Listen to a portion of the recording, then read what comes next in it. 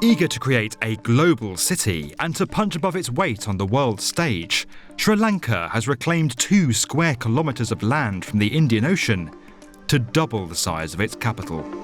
This is how Colombo is about to become one of South Asia's most formidable new centres.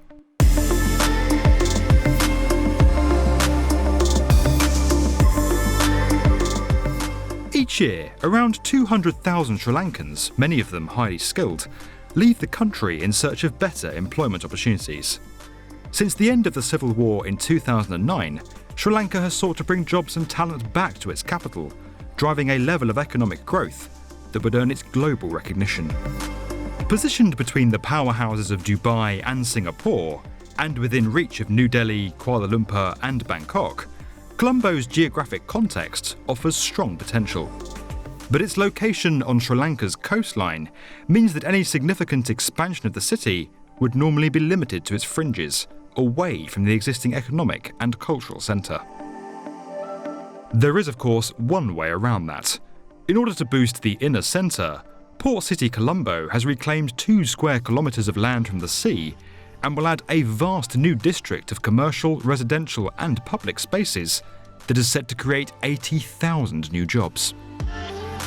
Funded and jointly developed by CHEC, a subsidiary of the China Communications Construction Company, and the local government, the project is the largest private sector development in Sri Lanka's history and is set to take more than 25 years to complete. The new district will have its own economic and commercial laws, making it more attractive to global multinational corporations, while its access to key shipping lanes through the Indian Ocean will further boost appeal.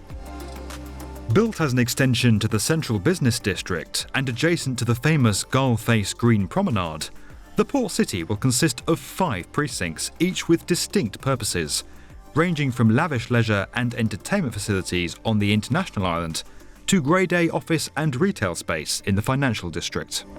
They will combine to form an integrated urban environment that measures more than 5 million square metres, designed for around 80,000 people, as well as 250,000 daily commuters. Developed by Skidmore, Owings and Merrill, the new district's master plan envisions a sustainable green metropolis with open areas, waterways and public spaces across a layout that encourages walking and cycling without heavy vehicle traffic. Buildings of varying height will be carefully arranged. While taller towers will sit nearer to the mainland, the structures will gradually decrease in size the closer they are to the waterfront.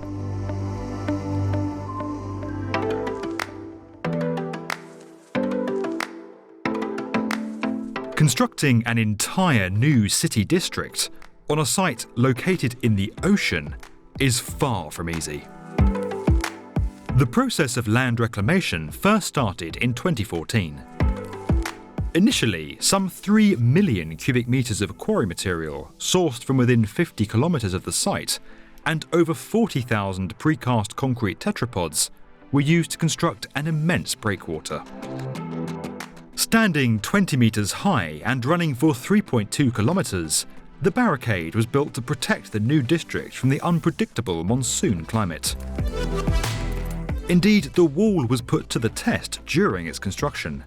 A cyclone hit in November 2017, damaging parts of the then unfinished structure. With the wall in place, 65 million cubic metres of material was dredged from the sea and used to create the vast area of land that Port City Colombo is now rising on. The reclamation works completed in 2019, and the land was officially declared part of Sri Lanka in December that year.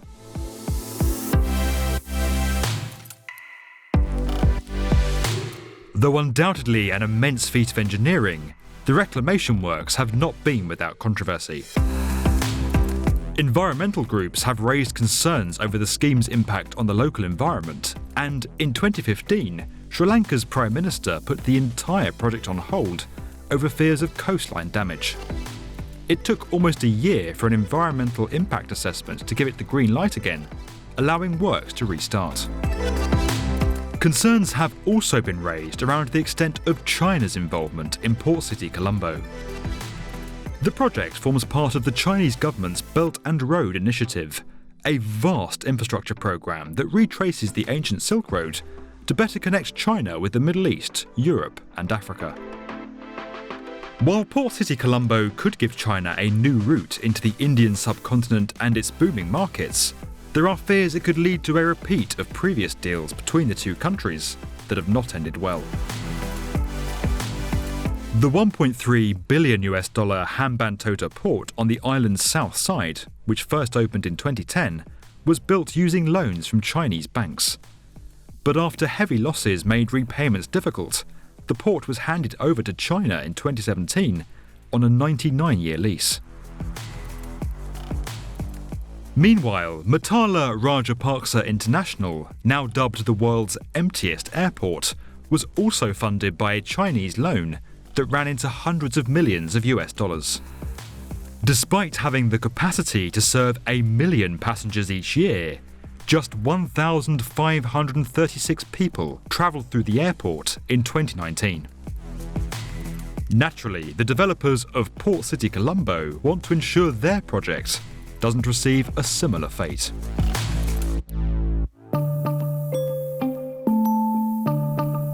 With the land reclamation completing in 2019, work on the new district is now progressing at pace.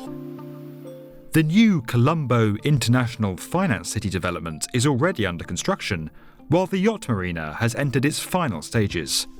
The first building in the new district is set to open in 2023.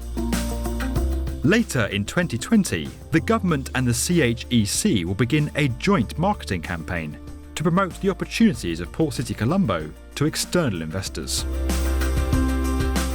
While Sri Lanka has had its fair share of disappointing developments in recent years, and notwithstanding the controversies of Port City Colombo, the development is expected to meet its objective when it fully completes in 2041, giving the country a supercharged capital that competes on the world stage. If you enjoyed this video and would like to get more from the definitive video channel for construction, subscribe to the B1M.